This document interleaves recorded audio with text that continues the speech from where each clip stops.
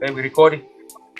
Welcome, everybody. This is not Janai Talks Football. Let's pause for a second. This is the political animal, and we are political animals. We get into savage debates. I am Mustafa Janadu, I am in Washington, D.C., which is the capital of political animals, especially Biden, who continues to support Israel that's bombing uh, Palestine unbelievably. And we're going to talk about that next week. But now we're going to focus on things that are happening in Nigeria or in South Africa and Nigeria. So I'll say hi to Wesley Pepper, who is from Johannesburg. South Africa. He's in the Northern Cape or somewhere. And also Afi, who is in Lagos. Welcome, guys. For sure. Is Afolabi with us? Is he on mute? Yeah, he's here. Is your sound on? I'm with you guys. Okay. Afolabi, I greeted you. How's it going, Afolabi? I'm with you guys. How's it? Yeah. Okay, so we're gonna start off with Wesley, who's gonna talk about political situations that are going on in South Africa. So let's get started.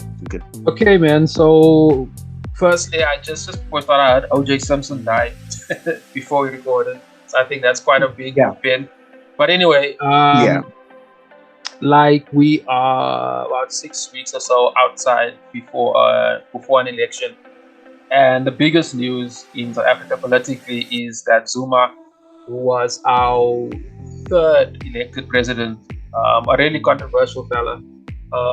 He had a breakaway party called the MK, and he's allowed to run. So Zuma is in ill health. He's in poor health. He's been in poor health, and it looks like you can't even pass it. You can tell the man's not in good health, and he's also touching 80.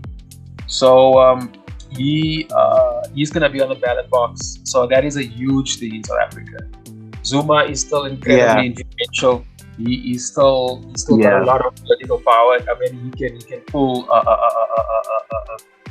ton of votes because he is Zulu. And in SA, tribalism, unfortunately, it's one of the stains, I think, on democratic South Africa, because with tribalism, I just think that's another divide and conquer part of white supremacy. But anyway, that's not for another day. So Zuma is Zulu, and he's got the Zulu vote, which is KZN, and KZN is the second biggest province in South Africa. And it's, in terms of the Zulu nation is also very influential, like the taxi services, they're very integral part of the country. And to sort of, I wouldn't say he controls that things. I think that's a bit far, but he's got a huge influence. Yeah. So that's major, and we're a few weeks away from the election. I think that helps DA, because now the black vote is split between ANC, EFF, and Zuma's party, and DA might need to be celebrating. And it goes back to what you say, white supremacy, because now you've got three different parties within the black movement, and they're going to fight each other. This is going to hurt ANC for sure, but it may help DA. And that is not always a good thing, because come I tell you, the thing that I fear for the most is, and you can look at Joburg, you can look at Pretoria, you can look at Port Elizabeth or Gqeberha. In the past, like they had, because the ANC dipped low, so there be coalition governments. These people do not get along. And I mean, in Johannesburg, in Pretoria, I think over the past year, so they're like 4 or 10 or some ridiculous amount of mayors, because every time somebody gets put into power, a few weeks later, he gets voted out. So with that in place, everything that kills service delivery, it kills. So also every time a new guy comes in, he comes with his new cabinet. So things that got put into process doesn't, it is incredibly frustrating. And right now, like I'm sitting here, the biggest issue in South Africa is water. The ANC has especially for people our entire water supply, my man. So these political people are weaponizing something which is like a basic human need, not a right, a need. They are weaponizing it, my man. And personally, that frustrates me. And so, and to me, this is why I say that South Africa's constitution is too liberal. Also, the American constitution is rubbish. I think every constitution should have what I would call elements of socialism in, which means that it should be put into the constitution and it can never be changed. That basic services like healthcare, housing, and water and education are funded heavily, no matter what it takes. That should be in the Constitution. Usually in the Constitution, they only talk about liberty. Oh, You are black man, you are free. Poor man, you are free. And you can work hard and you can build your own water pipes, but you're free. No, no, no, no.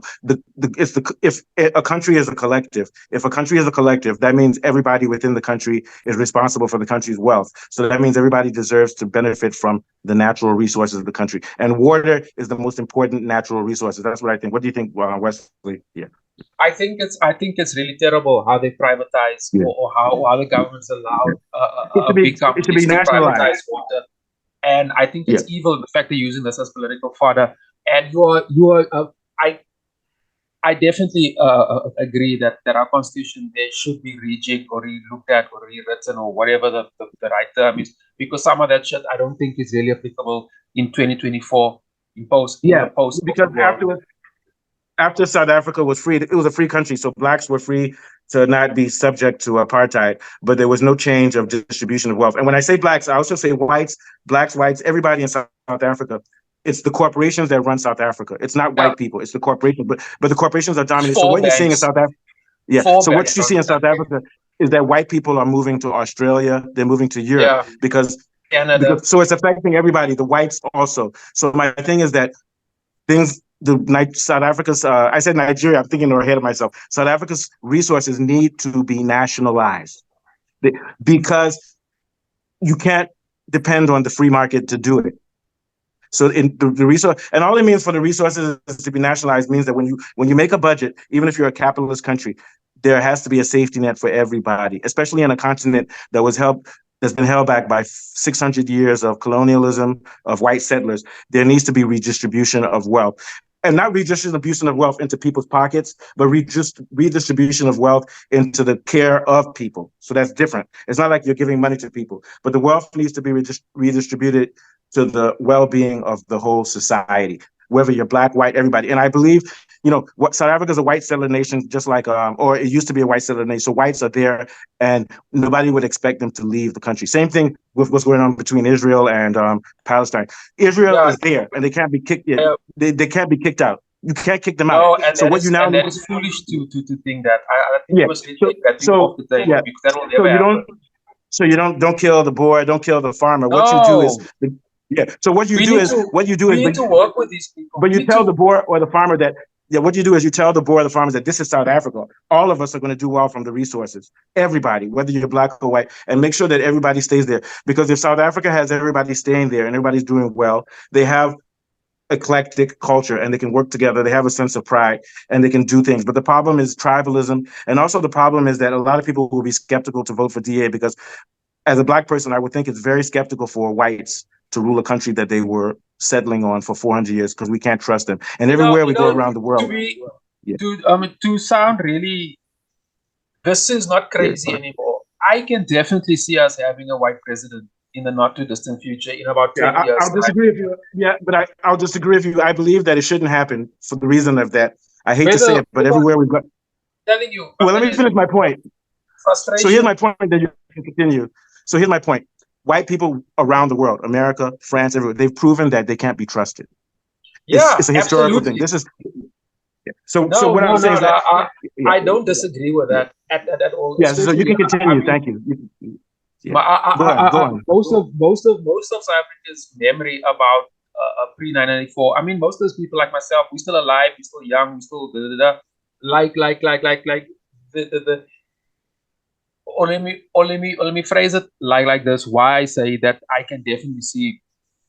Oh, it will happen. It could It's happen. because Yes. of optics, bro. Yeah. Optics, like Optics, yeah. there is a frustration I think it's very towards. likely to happen. Yeah. Yeah. And I think a white leader guy. I don't know who, and I can't see it right now, but might even come out of the ANC, might even come out of the EFF. It might yeah. not even come out of like a traditional white party. You Yeah. understand? Because Yeah. because I can tell you one thing now.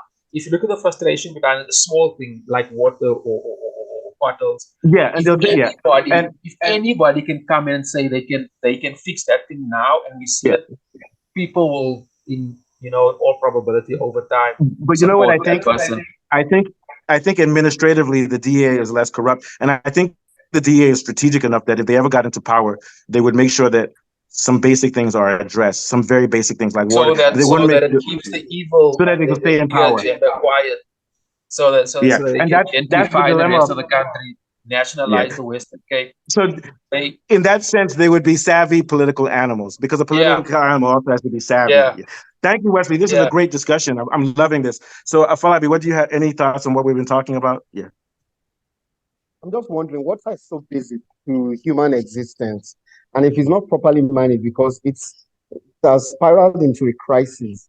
Yeah. It can lead to civil unrest and Yeah. economic instability. And then when you look at the issue of water, health issues can begin to emanate from this kind of things. And And I pray that agriculture. the political class won't begin to use it as a way of manipulating people to Yeah. then, vote for them and stuff like that. So I think it's an issue that they need to face head on. It should be on the priority list, really. Because once a black market is created for water supply, then there's the risk of adulteration and health issues. So I don't Yeah. think they're taking it as seriously as they ought Yeah. to, And people don't really. realize how serious water is for everything, for agriculture, for energy production. It's very important. And I Very, was very listening important. to a, But I would imagine the water yeah, crisis in South Africa, does it have anything to do with environmental issues? No, Is that some Wesley kind that's of can the answer that. drought, that's the or is thing. it It's the mismanagement. distribution? Is it the distribution, Yeah, or is bad management? Okay, infrastructure, infrastructure and corruption. infrastructure. Same Okay, thing with electricity. Yeah, Yeah. or same thing yeah, actually. yeah, Okay. And you know what? Let yeah. me add one Same, point. Let same me add game. one point. Let me add one point. So the U.S. wanted to go to war with Iran because Iran wanted to use nuclear energy. They said it's because of weapons. No, it's because they didn't want Iran to become an industrial giant. Same thing when there was a handover in South Africa towards ANC. South Africa shut down its nuclear production, Yeah, which the West did that on purpose so that South Africa would yeah, economy couldn't thrive off of the energy. So yeah, you can yeah. continue with Wesley. Yeah. Yeah. Yeah. That point, it's a very interesting point about the nuclear thing, because there's still a nuclear energy plant in on Coburg in the Western Cape that supplies. Yeah. I don't know how much percentage of South Africa with electricity, but it does, especially the Western Cape. Just before I move forward, just a quick point on the nuclear power thing. That was very political when they when the then the nationalist government closed that entire program down. I also believe is to not give a black government nuclear weapons, because that doesn't exist anywhere in the world. But anyway, Yeah, moving. but you know what? Yeah. If we Let me just did, it make would. this point Yeah. with Go ahead. the Go ahead. Go ahead. Yeah.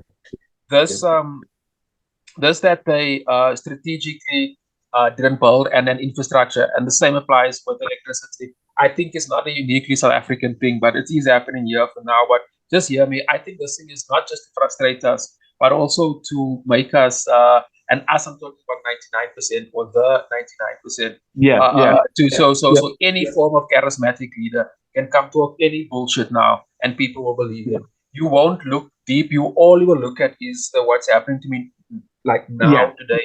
I think that is very strategic, because I think that the quality of leaders that we have politically are poor all Yeah. round. These are So poor, here's my and some of them problem. are literal gangsters. So here's my answer to you, and I keep saying this because I know you don't like politics. This is a phenomenon in nature in which there will be people of power. So my argument is that the failure in South Africa and in the world is that people don't realize that we are the other branch of government. So there will always be antagonism between the government officials and the people. But when the people put enough pressure, the government will I have to, because agree. the people outnumber them. I So the agree. problem in South Africa and the world, and I'll give you an example. I'm not a fan. I mean, people think I'm a Russia fan. The thing in countries like China and Russia, Putin would be beheaded tomorrow if the quality of life dropped in Russia. So out of fear, Putin's a psychopath. I shouldn't say that because one day I want funding from Russia, but let's play like Putin is cold blooded, but every action he makes is strategic. So What's the he makes he makes sure that the government provides things for the people so that he can keep power. And also he's worth $200 billion and he can still take money and be rich.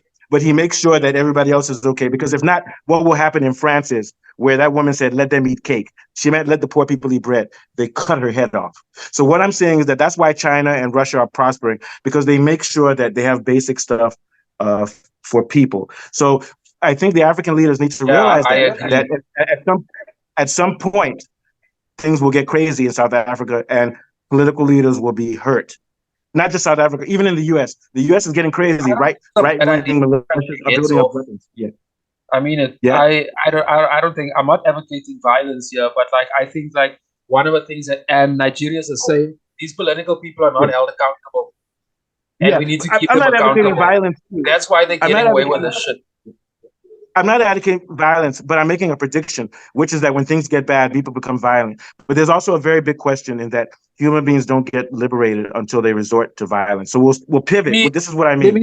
This is what I mean. Hold on. Fire is part of nature. It is part of the nature. You need to get rid of something first in order for something else to grow. That is just nature. That requires violence. I'm not advocating to go and cut people's heads off, because I don't advocate for. Firstly, that's brutal and it's just unnecessary. But I do advocate for some force or something because just like fire comes in, it cleans everything. Yeah, I'm not talking like a bushveld or something, and then do that. Growth. Well, that's what Sankara and Cabral did. They used military, and my thing is that you don't want to use that. But unfortunately, human beings are like any other animals; they're territorial, and when you're being held down, the only way the power system reacts to you is only two ways, either through violence or through sabotage. So now I think we should do sabotage. South Africans should go on strike. Nigerians should go on strike. Everybody should go on strike until it changes. But once they do that, the powers that be will use violence and kill people. But while they're killing you, you don't stop. You continue staying on strike, which is what Martin Luther King advocated. He advocated nonviolent protest. But we need to go beyond protest. We have to sabotage the system by not going to work, by shutting down everything, throwing tires on the road, blocking businesses until the government listens. So I think that's important. And we're seeing something like that in Haiti, where it looks to me like in Haiti, there's a civil war going on. And Haiti is the only, I'm going to call them an African country, the only African country that's sovereign in the world.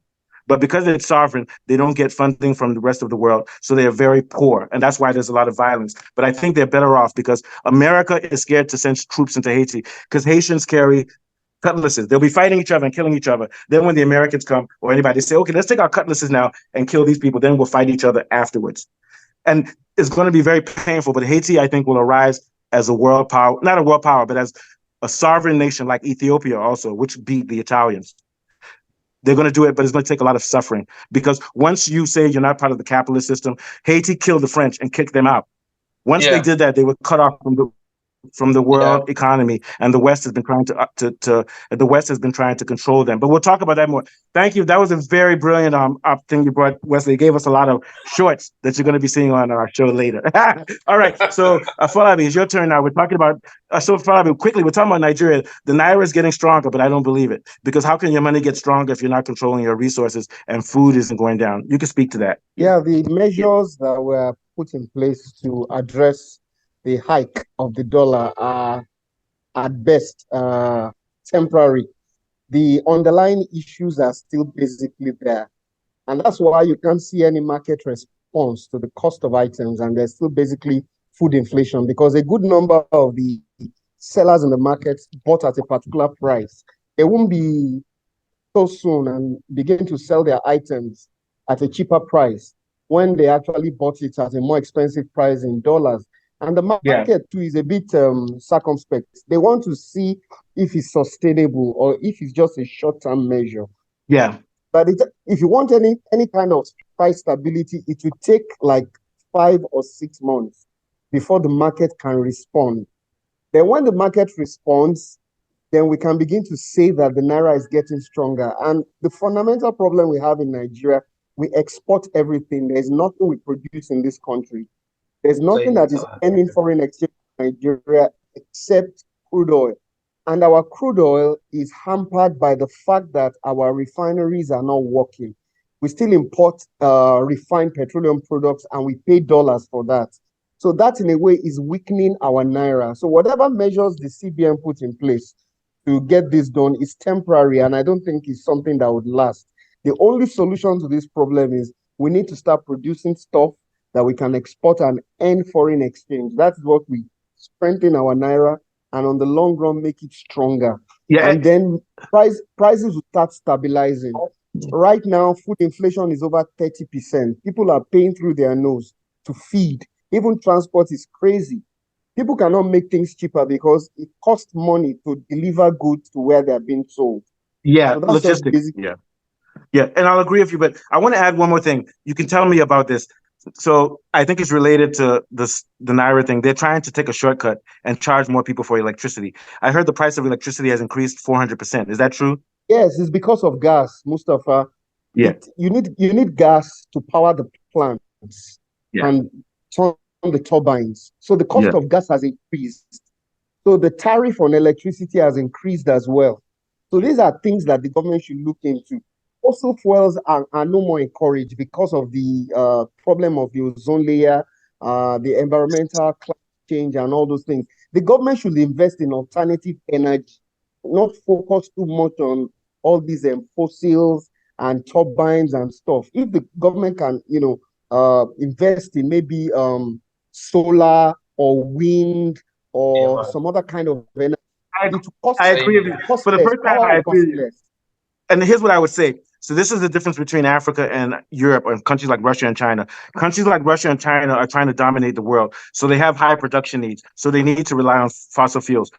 African countries, we don't need fossil fuels. We have sun energy and we have other sources. And we can Yes, in also use our abundance. fuels. We have We can solar also in use our abundance. fuels. We can use our fuels for low grade production. Like we can take sugarcane, make engines for transformers and things like what they do in Cuba. In Cuba, they use sugarcane to. So what I'm saying is that Africa doesn't have the same production needs as China and Russia because they're not trying to feed the whole world. What we can do is focus on our own sustainable energy and then push money into Which education basically so that we is can do it solar. ourselves. So Yeah, instead of trying to push up the tariff yeah. for electricity and gas, they should invest in cheap solar solutions Yeah. that people that are under the poverty level can afford. That's And what they also, should. can I add one more thing? I keep going back to things like sugarcane and stuff like what we have in Delta, and also alternative sources of fuel for local production. Continue. Yeah, yeah. Of course, like biomass. Biomass is another very common one, like all these water lily and all these plants. They use it to power a lot of things. And of course, heat. Heat can be converted into energy. I There's thought you said technology that shit. can convert Shit, waste, shite. waste, Don't waste come can with be your political converted to animal shite. All right. there's technology that can convert waste to energy. There's a lot of energy in that shipment. There's a lot of energy Yeah, in that I shipment. heard So you we can need to you be can you can looking, use chicken poo as Yeah, well. we and need we to be can use it. looking, Yeah, Produced as because I methane think gas. we need to be Africa's looking in that economy should. direction.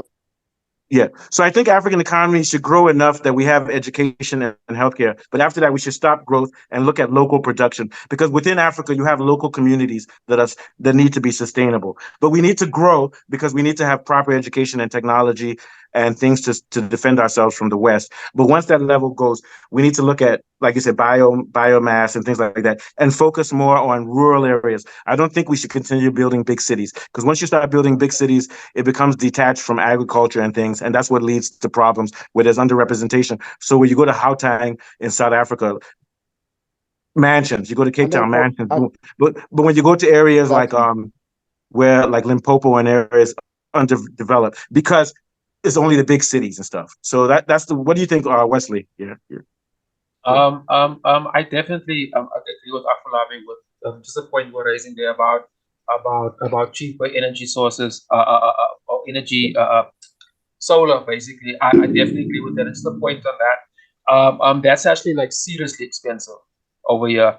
So as you said, like we have an abundance of sun even in winter, but it is honestly I don't know. I mean I don't understand economics why it's been made that because we've actually inquired and all of that. So I definitely agree I'll with answer that. it for you real quickly. Uh, I'll answer for you. It's corruption. It's just corruption. But go Yeah, on. I Exactly. no, think no, no, That's no, no, definitely, definitely. They also got some bullshit. They're also trying to add. I know you gotta get your tax in order as well. Like the taxman also wants his company. There's a whole lot of terms and conditions tax money around needs it, to go properly. Yeah. which actually stresses you out. But just the point about distributing wealth. I mean that's an age old argument. Whether it'll actually happen in a capitalist system, doubt it. What No, so, yeah. So what go I ahead. think Go they ahead. can Yeah. what I think they can do now is if I could ask any politician to mandate something for the next election. In South Africa, everything is there's so much red tape around everything. there is a minister, there's a deputy minister, then deputy minister probably has a deputy minister, and such and such, just to a lot of get a small thing done. too much It's such bureaucracy. a long, unnecessary process, and Too much it is bureaucracy. unnecessary. And I think through that entire process, everything gets corrupted. And if we can just have, for example, myself, I'm an artist. If I need to speak to the Minister of the Arts, sure, I can't just pick up my phone and call him directly. But like, there should be something like that where I can get the secretary or something. That shit is like completely on the table. And just what they need to do. So what they need to do is have. This is what happened in communist countries. Each local neighborhood has a registrar or a bureaucratic thing which is linked to the rest of the system. So if you're an artist, there should be somewhere within the province where you are. And even within your province, there should be parts in different towns where you go and they deal with it immediately. And they need to have a budget which falls down from the federal, from the top to the bottom. That's how. And they should use technology to do that. They should be an app to do that. I should just get on the app. Like AI, they have the ability. And I can. We have that kind of problem, and I think it's corruption. It's corruption. It's corruption and. Yeah, it's not only corruption, it's also, sometimes it's not about corruption, it's that it's not a priority. So it's not a priority for the government to do that. So that's a form of corruption in a way. But it may be that the government doesn't want to focus on that. They're not making it a priority. So that is more like elitism. But it's a combination of corruption and lack of motivation by the government to deal with it, because government leaders don't care because they're getting money. Simple. This has been beautiful. So how much time do we have, Wesley? Yeah. Just over 10 minutes, maybe 15 minutes. Okay, I'm going to do it quickly. I've been wanting to do about Haiti, but Haiti is too complex. So I'm going to break it down. I think Haiti's having a civil war right now. They're having a civil war, and the West is trying to jump in, and other parts like China and Russia are trying to jump in, and the criminal world is trying to jump in. And it makes sense because there's now 3 factions. So I'll name the people. I have to look at my phone because I haven't done my homework as much as I should have done. But first, we have Jimmy Chezier. Jimmy Chezier, I believe he's funded by China and Russia. He was the security official for Moise, who was killed very quickly. Moise was killed by to America.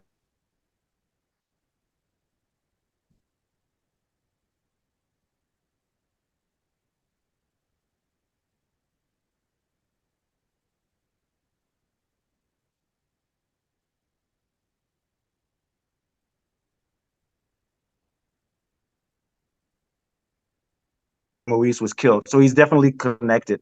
Then he went to the U.S. because they chased him out of the country.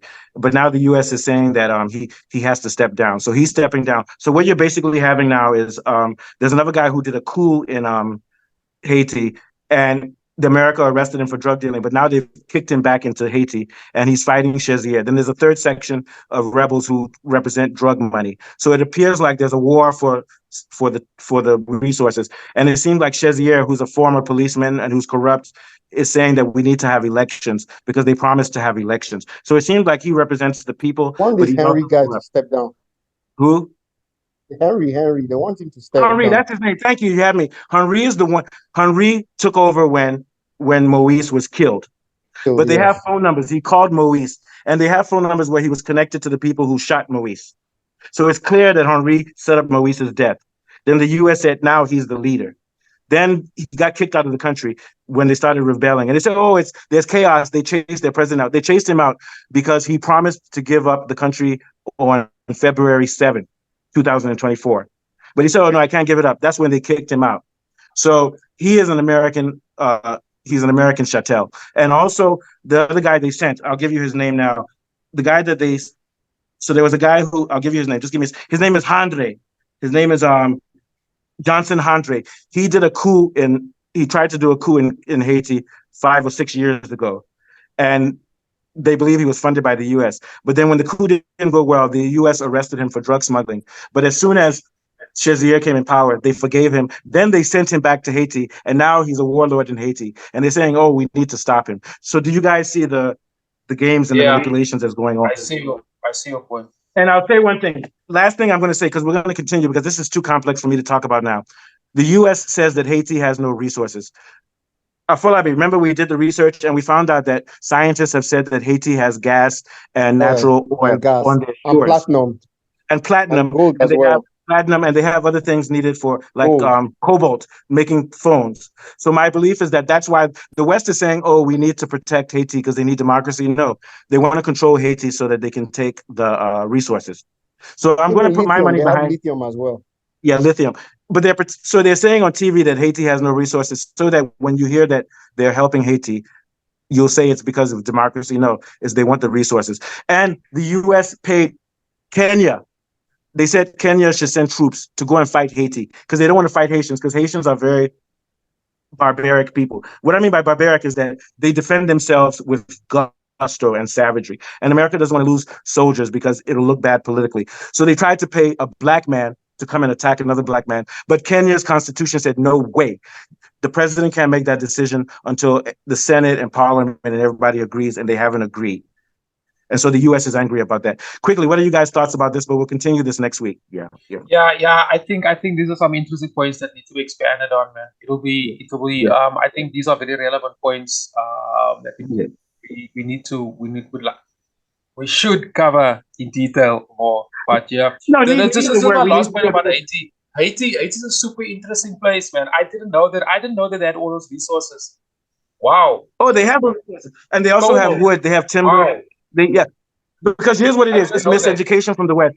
This is why I thank the world for TikTok and everything, because 15 years ago, you had to go through CNN and you didn't know what's happening in the world. Haiti is dripping with resources, and they have oil on their coast.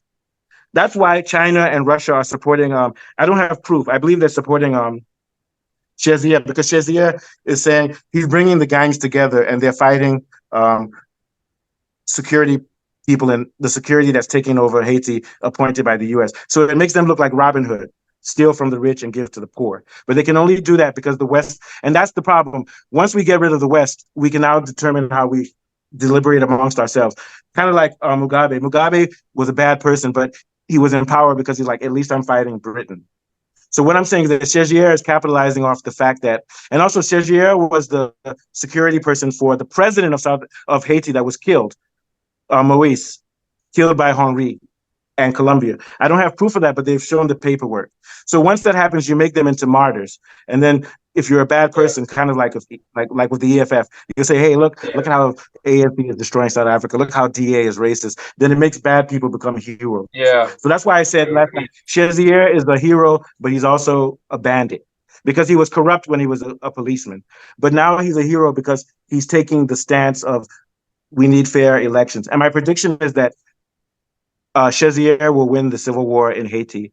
And then he will say, let's have elections, and he will win the elections because he's backed by Chinese and Russian money, because China and Russia want to make the whole world one industrial engine, which will help the whole world in the short term. But we have to realize that anywhere in the world where you are, forget about globalism and focus on local things, kind of like what we were talking about with biofuels. So what I think is that the world needs to move. China and Russia interested in mineral resources. Who? China, yeah. So, but my argument is that we should stop growth once we have schools and things. We shouldn't try to push the Chinese engine where we have super things. We need to move back to a more primitive way of living. So long as we have healthcare, water, and things like that. We don't need to have, like in America, everybody has 2 Lexuses and you have the highest 5G. I don't care about 5G. If I lived in a village and we had water and healthcare and we didn't have 5G, I don't care, because we can sit by the fireplace and sing. I'm exaggerating, but what I'm trying to say is that as human beings, we need to realize that we can't keep pushing for growth, because growth leads to automation, it leads to detachment, it leads to a move away from an organic situation. And I think the world is dominated by patriarchal values. Matriarchal values are slower and more nutrient, but it doesn't have as much growth. In a matriarchal environment, you don't have steel. You have other things like clay and things. We need steel, but we don't need to have high rises. We don't need to have a bank, which is 5,000 miles up into the sky, that's made out of steel. You don't need that. What we need is more organic neighborhoods and things. I know, I see you're laughing, Afolabi. What do you have to say? Well, I was just reminding that if we can trust each other, you're right. The problem is trust. We don't trust each other. Oh, yeah, we don't have trust. This goes back to what I was saying to you, Wesley, which is that, Wesley, you hate government, and I do too, and I don't trust them. But unfortunately, the way the world works, the way the world works is that the people who want to industrialize the world. I'm against industrialization. The people who want to industrialize the world come into power. So that's why I think we need to take politics seriously and voting, but we need to create a wing of the government. But and we should push for balance. So we're going to continually industrialize. But if we keep on industrializing, we're going to destroy the planet, because they've shown that the temperature of the planet is reaching a point where it's going to destroy our world. And we have to cut back on our industrialization. And the way you do that is by cutting back on growth. That's all I'm saying. Most of our money for growth should be spent on medical technology to beat cancer and things like that, but not to build big cities like Moscow and New York. Well. What's that? And education as well. Education, yeah. But we shouldn't have cities like Joburg that have skyscrapers that go to the sky. What function does it serve? It doesn't serve any function. Not just Joburg, New York. Cities. I'm not just talking about Joburg, New York, Moscow, Seoul. Why do you need to build upwards? Why do you need to build upwards? The African tradition has always been Boolean mathematics, where you build in circles. You build in circles on the ground, flat. That's what we should be building. There's no need to build a sky to heaven like Babylon. On that note, we're going to end. You guys, this was brilliant. Our second episode. I want to ask you to like and subscribe to Wesley's show, The Art Lexia, and other things that he does. So quickly speak about your show, Wesley, before we head out. Yeah, check out this week's episode. I'm talking to a writer from Cape Town. Should be fun. And lots of cool stuff coming. But anyway, we're running out of time. Okay, we're coming back to back next week. I don't want to mess up his name. We have Kaliso next week. Talk about him very quickly. He's coming on our show. Yeah, that's going to be very cool. Hey, everybody, I'll see you next week. Okay, bye-bye. So we'll see you guys later. Good night. Okay.